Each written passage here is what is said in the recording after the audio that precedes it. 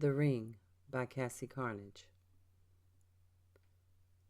I was just another high school grad trying to work his way through community college by slaving away at the gas station down the street. Until I died, when a thug tried to rob the place. I was clinically dead for 3 minutes. I don't remember much, just that I went out for a smoke break, and on my way back to the register I was shot. I saw nothing but black. No angelic choir, just the smell of my dead aunt's perfume before I woke up in the hospital. I healed, got great workman's comp, and went back to work 4 months later. It was then that I started seeing them.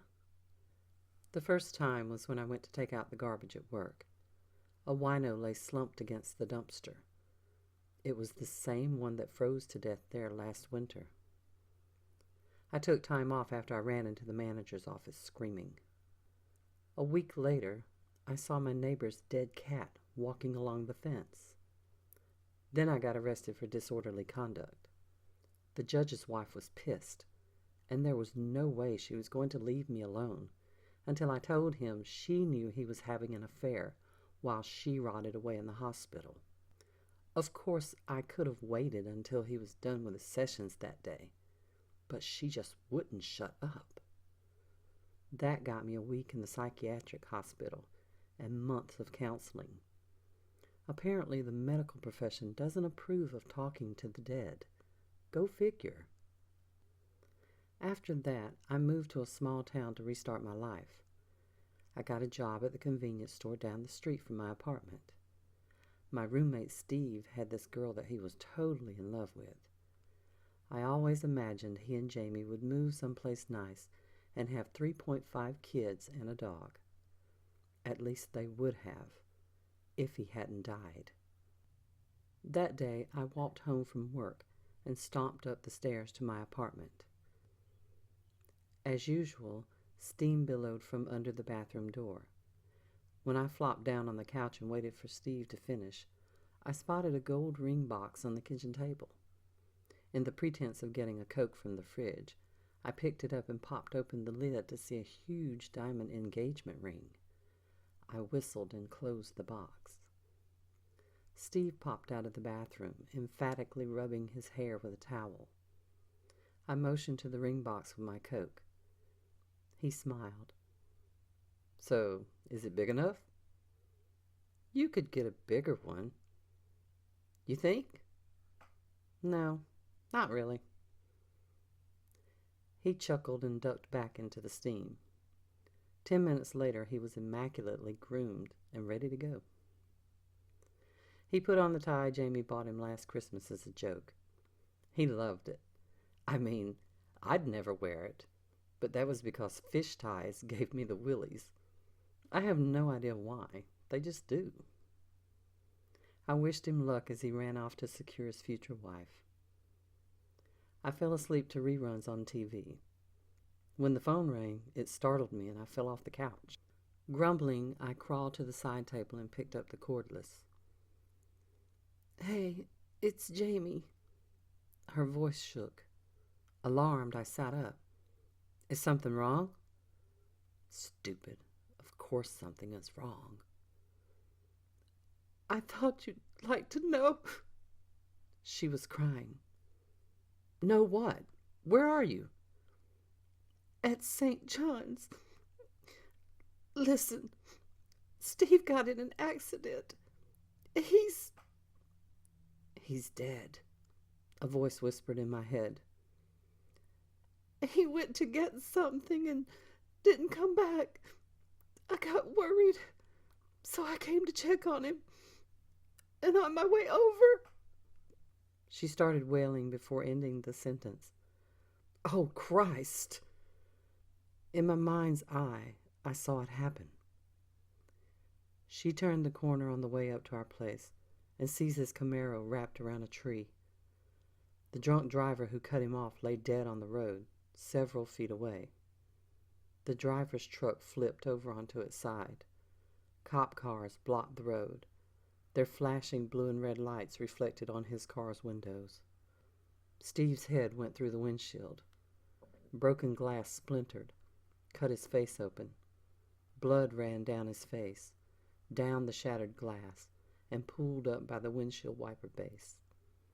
The steering wheel bent in such a way that it pierced his chest, went right through his heart.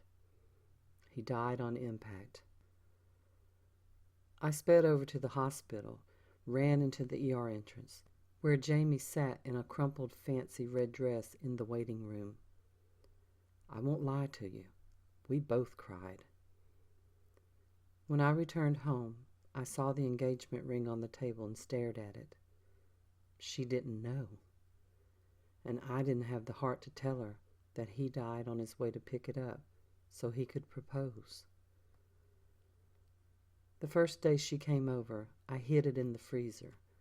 I panicked and threw the ring box behind the fudge bars. For some reason, I couldn't bring myself to tell her. She started coming over every day. I meant to tell her, and the next thing I knew, she's staying the night. I just wanted to comfort her, but she grew on me. For the next 3 months, life was great. Then Steve came back. Jamie was at work, and I found myself staring at the contents of the fridge repeatedly. I was hungry, but nothing looked good. On my 11th trip, I decided to try the freezer. By then, I had completely forgotten about the ring. Disgusted with an empty fudge bar box, I tore it out of the ice to reveal the gold ring box nestled between the ice maker and the box indentation on the iced ledge. Steve. I grabbed the ring box and the cold metal stuck to my fingers. I held it until it warmed and then sat on the couch and placed it on the coffee table. The phone conversation the night he died rang in my ears. "It's Jamie. He's dead. The Camaro hit the tree. He died instantly." There was a slight breeze in the room, and suddenly I wasn't the only one on the couch. Goosebumps raced up my arms as I turned to face the apparition sitting next to me. It was Steve. "She doesn't know." His lips didn't move as his voice came to me, echoing from some distant place I couldn't see. "Why didn't you tell her? She loved me. You let her forget. You used my death to get close to her, and now she loves you." It wasn't on purpose. She just started coming over. What was I to do? "You could have told her the truth." I couldn't believe I was talking to Steve. He was one of them now. "What do you want?" I whispered. "Tell her the truth. I want her to know how much I loved her, and tell her that I'm waiting for her." He paused to look me in the eye, and then he vanished. Great. Just what I need. If I tell her he was here, she'll think I'm playing a sick joke. If I tell her about the ring, she'll hate me for keeping it from her. Either way, I screwed up, and Steve's ghost called me on it. Shit, I had to tell her. There was no way not to. Steve wouldn't leave me alone until I did. But if I did, she'd leave. And she was all I had. I spent the night thinking about the accident, about my boring, inconsequential life, and the brief moment of happiness I had with Jamie. How do you tell someone you kept a secret like that? And how do you make it seem unintentional when there is no way in hell that someone could have innocently kept such a thing quiet? The night dragged on in a guilt-induced time warp. I stayed up all night waiting for Jamie. I sat miserably across from her as she ate breakfast. "Nick, what's wrong? You keep sighing like somebody killed your cat." Jamie sat back in her chair and looked at me with concern. The ring box burned my leg from the pocket I shoved it in. The moment of truth had arrived. I stood, and before my courage left, I slammed the ring box on the table. She jumped and paused for a moment before picking it up.